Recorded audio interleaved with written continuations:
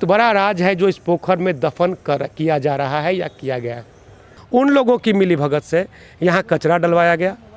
कचरा डलवाने के बाद उसके ऊपर मिट्टी डलाई गई। कौन डाला है इसके बारे में हम लोग कुछ नहीं जानते हैं, जिसकी ख्याति आज से नहीं बल्कि सैकड़ों सालों से है। ये बसाव मठ जो सदैव जन कल्याण के लिए कार्य कर रहा है, अब यहाँ अनैतिक कार्य हो रहे हैं। त्रेता युग में जिस राम की मर्यादा को देखते हुए उन्हें मर्यादा पुरुषोत्तम की संज्ञा दी गई थी, उस राम की मर्यादा को अब राम की कर्मभूमि के लोग भूल चुके हैं। सबसे पहले तो राम से जुड़ी स्मृतियों को विलोपित करने की कोशिश हुई। हमने जब पहल की तो उसमें आनन फानन में कुछ कार्य दिखावे के लिए किए गए, लेकिन धरातल पर सच्चाई यह है कि लोग यहाँ डरते हैं और डर हम भी रहे हैं। हम भी यहाँ बहुत डरते डरते पहुँचे हैं और वही सच्चाई आपको फिर से दिखाने के लिए ले आए हैं जो हमने आपको लगातार 2 दिन दिखाई थी।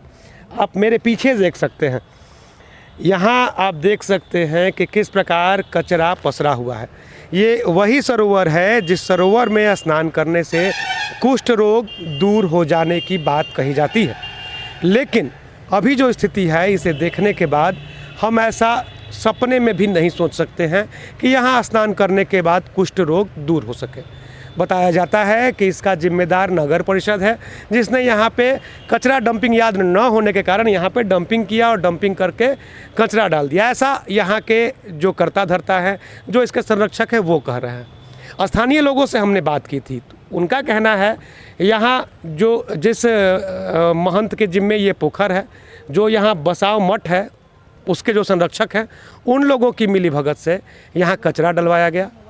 कचरा डलवाने के बाद उसके ऊपर मिट्टी डलाई गई और इसके बाद फिर अब वहाँ पे कोई अस्थाई निर्माण करके राजस्व की उगाही की बात कही जा रही थी। ये तो हो गई दूसरी बात। हमने कल फिर यहाँ पे पहुँचने के बाद देखा कि कचरा गिराने की जो बात हमने कही थी, उसके बाद जो अधिकारियों ने संज्ञान लिया था, अधिकारियों ने बयान दिया था कि कचरा यहाँ नहीं गिराया जाएगा, लेकिन कचरा गिराने का क्रम कल भी जारी था। के पास साइट में कहीं कचरे का डालने का हमें सूचना प्राप्त हुआ था, जिसका कि नगर प्रबंधक के द्वारा हमने जांच कराया तो वहाँ पता चला कि बसाव मठ की वहाँ के आसपास के कुछ लोगों के द्वारा वहाँ पे गिरवाया जा रहा था सुपरवाइज़र को लेके। तो हमने एनजीओ को, जो हमारे यहाँ एजेंसी वर्क कर रही है, उनके द्वारा हम लोगों ने एक पत्र यहाँ से निर्गत किया है और वहाँ जो सुपरवाइज़र वर्क कर रहे थे, जिनके द्वारा गिरवाया गया था, तो उस पर कार्रवाई करने के लिए हम लोगों ने लिखा है। त्रेता युग से ही उसका बड़ा महत्व है, मैडम, वो मूल स्वरूप में आ सके इसके लिए क्या प्लान किया जाए?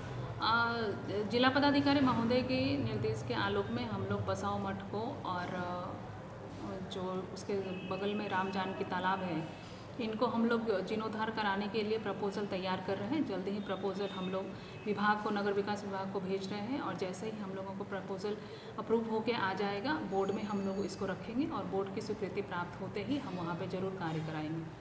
कल हमने जब इस मामले से जिला पदाधिकारी को अवगत कराया, उनकी पहल पे हमारे नगर के कार्यपालक पदाधिकारी, नगर परिषद के कार्यपालक पदाधिकारी के द्वारा पहल की गई, कचरा हटाने का काम किया गया। तब तक इस पोखर से एक नया राज निकल के सामने आ गया।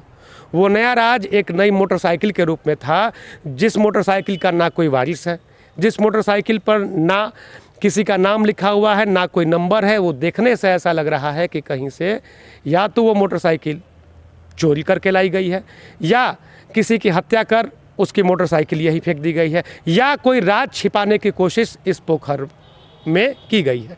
तो हम बात कर रहे थे त्रेता युग से जुड़े इस पोखर की, जिस पोखर के उद्धार के लिए लगातार बात कही जाती है, लेकिन होता कुछ नहीं है। और अब इस पोखर में कई तरह के राज भी छुपाए जाने लगे हैं।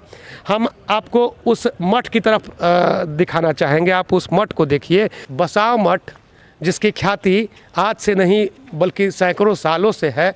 ये बसाव मठ जो सदैव जन कल्याण के लिए कार्य कर रहा है, अब यहाँ अनैतिक कार्य हो रहे हैं। निश्चित रूप से उन लोगों की ही यह साजिश है कि इस पोखर का इस्तेमाल अब राजों को दफन करने में किया जाए। एक मोटरसाइकिल बरामद हुई 10 फीट तक खुदाई में, हो सकता है कि आगे करने पे कुछ और बरामद हो, लेकिन सबसे बड़ा सवाल यह है कि जब इस बारे में हमने यहाँ के व्यवस्थापकों से पूछा, फिलहाल यहाँ महंत नहीं है, तो व्यवस्थापकों का कहना है कि हम सीसीटीवी फुटेज भी नहीं देख सकते हैं क्योंकि वो महंत के कमरे में बंद है। किसकी मोटरसाइकिल है, कुछ ज्ञात है? मोटरसाइकिल किसकी है, कौन डाला है, इसके बारे में हम लोग कुछ नहीं जानते हैं। क्योंकि रात्रि में कौन डाला ऐसा कोई जानकारी नहीं। हम लोग अपने सुख खा पी के भगवान भोला के सोते हैं। जी। अब किसने डाला है, किसका मोटरसाइकिल है, ये प्रशासन का कार्यक्रम है, वो अपना प्रशासन जाने। सीसीटीवी फुटेज जो है सर, वो चेक किया क्या आपने अभी? नहीं, वहाँ पर सीसीटीवी फुटेज नहीं है, क्योंकि वहाँ का कवर नहीं करता है, ये क्षेत्र का करता है। तो जहाँ तक कवर करता है उसका चेक किया आपने? नहीं, तो वहाँ पर तो वहाँ मोटरसाइकिल कहाँ से डाला गया इसकी तो कोई जानकारी ही नहीं है। उमेश जी, आपके जो महंत है लगातार विवादों में रहते हैं। ऐसी कोई बात नहीं है। हम लोगों का ऐसा कोई सरोकार भी नहीं है। ये प्रशासन का कार्य करे, ये पोखर का सौंदर्यीकरण बनावे। ये डीएम साहब ने बैठक करके सारे पदाधिकारियों को निर्देश भी दे दिया है। और आप लोगों की ये जो इस पोखर को सौंदर्यीकरण के लिए जो आपने मुहिम उठाया है, आप लोग को धन्यवाद है। और इसका पोखर का साफ होगा और सौंदर्यीकरण होगा। धन्यवाद। ऐसे में सब कुछ देखने के बाद एक बात तो स्पष्ट हो जा रही है कि कोई बहुत बड़ी साजिश है, कोई बहुत बड़ा राज है जो इस पोखर में दफन किया जा रहा है या किया गया है। अब देखने वाली बात होगी कि प्रशासन को मोटरसाइकिल बरामदगी के बाद आगे क्या करने की इच्छा जागृत होती है, प्रशासन करता क्या है इसमें आगे। अभी तक जो तस्वीर थी हमने आपको दिखाई, हमने दिखाया कि जो गंदगी कल थी वो आज है। कल क्या होगा हम नहीं जानते हैं। हमने अधिकारियों से भी कहा, लेकिन हमें ये लगता है कि कहीं ना कहीं अधिकारी भी किसी दबाव में है, कहीं ना कहीं सामाजिक लोग भी केवल राम के नाम पे अपना काम निकालना जानते हैं। इसके अतिरिक्त राम की धरोहरों से उनको कोई मतलब नहीं है। क्योंकि यदि ऐसा होता, उन्हें राम के नाम की चिंता होती, तो निश्चित रूप से राम के नाम को बचाने के लिए वो आगे आते। बहरहाल आज के लिए बस इतना ही। हम लगातार इस खबर पे आपको अपडेट देते रहेंगे। बने रहिए हमारे चैनल के साथ। मैं चंद्रकांत निराला, बक्सर टॉप न्यूज़ के लिए।